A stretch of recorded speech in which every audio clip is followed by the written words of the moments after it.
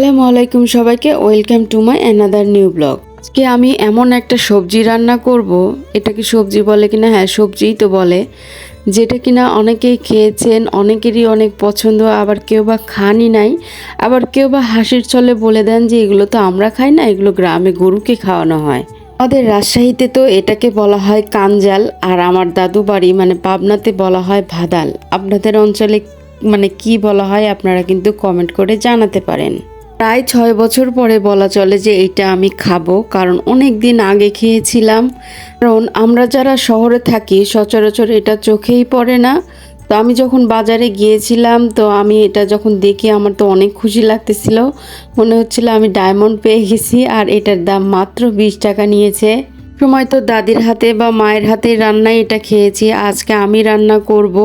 তো এই যে সব কিছু ফেলে দিয়ে মানে খোসাটা ফেলে দেওয়ার পরে যতটুকু অবশিষ্ট আছে এতটুকু থাকলেই আমাদের চলবে, সমস্যা নাই, যেহেতু মানুষ আমরা মাত্র 2 জন।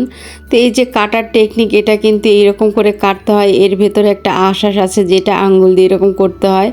আমার তো কাটতে মজাই লাগছে, আর আমার দাদির কথা বারবার আমার মনে পড়তেছে। কারণ আমার দাদি যখন কাটতো আমি পাশে বসে থাকতাম আর খুব শখ করে বলতাম, দাদি আমিও এরকম করব।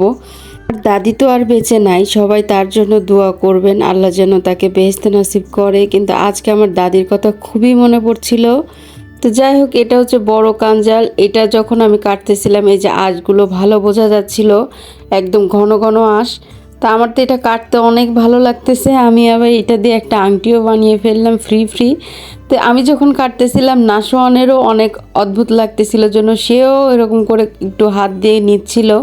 আর একদম আমার কাছে মনে হচ্ছিল যে আমি যেমন ছোটোবেলায় করতাম ও ঠিক একই রকম করছে। তো কাটা শেষ, আর আমি ভাবলাম যে এটা আমি ডাইরেক্ট রান্না করব না একটু ভাপ দিয়ে নিয়ে নেব, জানি না কনফিউশন লাগলো। তো পরে চিন্তা করলাম যেহেতু কলা রান্না করার আগে দেখেছি মাকে ভাপ দিয়ে নিতে, তো আমি একটু হলুদ দিয়ে ভাপ দিয়ে নিলাম। জানি না কেমন খেতে হবে, তবে আমার খুব খেতে ইচ্ছা করতেছে এইটা। শেষ পর্যন্ত ভিডিওটা দেখো, তোমরা জানতে পারবে কেমন হয়েছিল। আর আমি এর সাথে চিংড়ি মাছও দিয়ে দিলাম। চিংড়ি মাছ দিয়ে কখনো খাইনি, মা তো সবসময় বড় মাছ দিয়ে অথবা দাদিকে দেখেছি ভাজি করতে, তো খেয়েছি, অনেক মজা লেগেছে। তো যাই হোক, চিংড়ি মাছ দেওয়ার পরে আমি এগুলো ভালো করে নেড়ে চেড়ে তারপর ঢেকে দিব। আর এই মুহূর্তে গ্যাসটা কমে গিয়েছে, কি আর করার, যেহেতু ভাজি তরকারি তাই সমস্যা নাই। যদি ঝোলের তরকারি হতো তাহলে হয়তো বা অনেক সমস্যা হতো। আর এই যে চিংড়ি মাছ দেওয়ার পর যখন কালারটা চেঞ্জ হয় না, আমার কাছে যা দারুণ লাগে না এটা দেখতে, মানে দিলাম সাদা হয়ে গেল লাল, এই জিনিসটা আমার কাছে খুবই ভালো লাগে দেখতে। আমাদের কাছে অনেকের মনেই হতে পারে যে কি এমন একটা জিনিস যেটা নিয়ে আমি বারবার এত উৎসাহ নিয়ে বলতেছি আর দেখাচ্ছি। আসলে হয় না অনেক সময় যে মাছ মাংস তো আমরা সবসময় খাই, কিন্তু পছন্দের কিছু পেলে অনেক ভালো লাগে খেতে, অনেক ভালো লাগে। তো সেটা অল্প দামি হোক বা বেশি দামি হোক সেটা কিন্তু ম্যাটার করে না।